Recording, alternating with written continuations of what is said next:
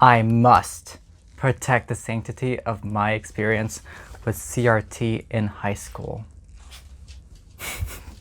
I hope I channeled at least some ounce of the amount of rage that reactionaries have over critical race theory, because I was gonna make a long spiel about how critical race theory needs to be used in the proper methods or environments or whatever.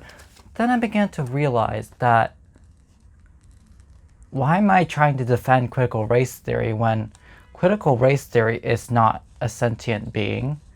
It's the people that are applying critical race theory which are at fault. So I'm using the fact that I was taught basic critical race theory in 10th grade English to kind of lure people in to the fact that this whole argument, like a good portion of it anyway, is not really on the merit of what critical race theory is, but more so what applications people are using it for and whose fault is it that critical race theory is being applied in that way.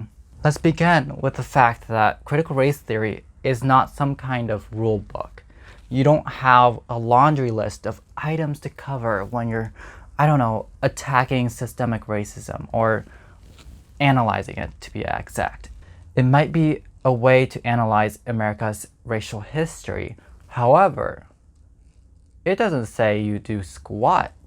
Actions taken from learning critical race theory are not critical race theory's fault. It's not saying you need to hate tweet Ben Shapiro and Ann Coulter at ungodly hours of the night. It's not saying that at all. Tell me, where does critical race theory say that? I find that a lot of people who are attacking critical race theory don't even really know what critical race theory is about based on what, well, they say about it.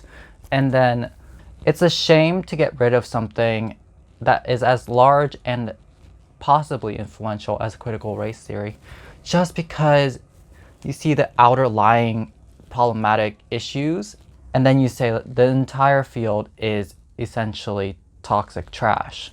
It would be a lot more productive if the people who are critiquing critical race theory had a much better background in it so that they can help push the field to a possibly positive outlook.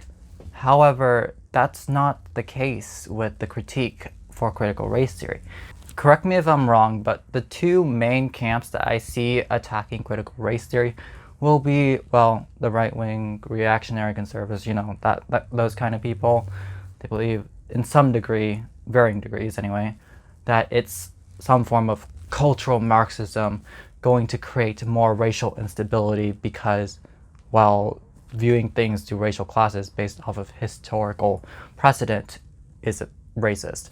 So, you know, there's that. And then there's the second group, which is more so like reject liberals who do not like the fact that they learned critical race theory and they probably didn't apply it in a way that was suitable for them and are now instead saying it's hypocritical, it's terrible, it's harmful to people's health. I don't think that everyone in my class or who are fortunate in general to have been taught critical race theory or some of the other world-ending theories like Marxist theory or queer theory by my teacher would also think the same way as I do about this matter. But color me surprised, I don't know. A lot of the college level students who are complaining about critical race theory are acting as if they don't have a choice in the matter and that like whatever they learn in the classroom has to come home with them. And I'm like, no, it doesn't. That's not how school works. We as her students probably mark a very small minority because she herself, my teacher, has established that it was an exception for her to teach critical race theory in her class and that it was collegiate level, and most times we would probably need it if we wanted to go into careers that would, well, be using critical race theory, like, you know, legal studies and sociology. But for the most part, those who weren't going into those fields would probably not encounter critical race theory again. And I really appreciate it because there are some theories and concepts that I've still kept in my head today, except I, of course, adapted some of the meanings for my own understanding, which is something, well, expected to do so in academia. You don't always take things at face value, and you define it over time to your own definition, especially for concepts that are kind of abstract. Also, if you don't trust me on what I say at face value, which you probably shouldn't, you should look into critical race theory yourself. Take in mind that critical race theory, I think, is optimally taught in an academic environment, in which case, like, you can test some of the more, well, controversial ideas and not be judged for them, and like really think them through and see what your interpretation of them are and whether or not, well, they fit with you. So before I end this video, I want you to question, when you hear of people committing acts that they probably shouldn't be proud of, and, well, they blame it on critical race theory or just general cultural Marxism, I want you to really look in and see where the blame actually falls upon and whether or not that individual has a choice in the matter. But yeah. Okay. I am wearing 2 layers on a hot summer day.